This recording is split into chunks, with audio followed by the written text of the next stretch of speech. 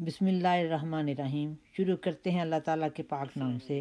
السلام علیکم ناظرین، امید ہے آپ سب جہاں بھی ہوں گے خیریت سے ہوں گے۔ اللہ تعالیٰ ہم سب کے پیارے وطن کو اپنی حفاظت میں رکھے۔ ناظرین، آج بات تو وہی کرنی ہے جو سارے ملک میں ہو رہی ہے، سب کی زبان پر ہے۔ آج سے نہیں بلکہ بہت دنوں سے 11 دن ہو چکے ہیں۔ حیرت ہے کہ سپریم کورٹ نے 11 دن لگا دیے تاریخ مقرر کرتے کرتے۔ 11 دن سے اس ملک کا مقبول ترین لیڈر اور سابق وزیر اعظم بے گناہ جیل میں بند ہے، اور جیل کی حالت تو ہم سب سن ہی چکے ہیں۔ حیرت اس بات پر بھی ہے کہ اسلام کے بڑے بڑے نعرے لگانے والے، ان کو اتنا بھی لحاظ نہیں کہ ان کا مذہب حجاب اور پردے کا حکم دیتا ہے۔ تم لوگوں نے ایک شخص کو قید کر کے اسے بے پردہ کرنے کی ہر ممکن کوشش کرتی ہے۔ افسوس اس بات کا ہے کہ یہ وہ لوگ ہیں جو اپنے آپ کو سب سے اعلیٰ مسلمان منوانے میں کوئی کسر اٹھا نہیں رکھتے۔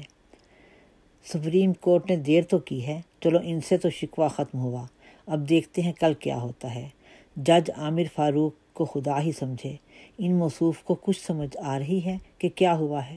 ایک شخص جو 200 کے قریب مقدمات بھگت رہا ہے، جس کا ایک پاؤں لاہور میں تو دوسرا اسلام آباد میں ہوتا ہے، پھر بھی وہ ہر عدالت میں حاضری دے رہا ہے۔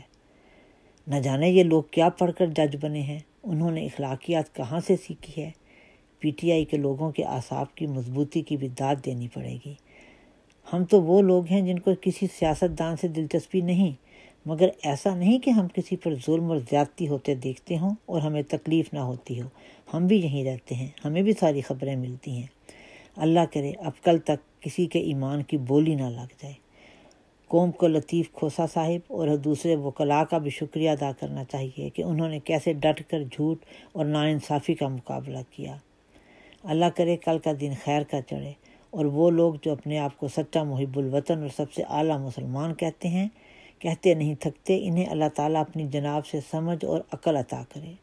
ناظرین، اب ہم اسی پر بس کرتے ہیں، کل دوبارہ حاضر ہوں گے۔ خدا حافظ۔